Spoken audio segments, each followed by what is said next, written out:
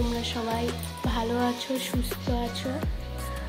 আমার শরীরটা কাল থেকে একটু খারাপ, তার জন্য কালকে আমি ব্লগ দিতে পারিনি। আজকে আমি ব্লগটা স্টার্ট করলাম। আজকে ব্লগে শুধু আমি তোমাদের সাথে কথাই বলবো, কারণ শরীরটা এতটাই উইক, আমি কোনো কাজ করতে পারছি না, সবটাই মা করছে। আজকে সকাল থেকে পাপানেরও জ্বর, পাপানকে ওষুধ দিয়েছি, তারপর পাপান একটু ভালো আছে। ডালকে নিয়েই আমার চিন্তা হচ্ছে, ওর সকালে জ্বর এসেছিল।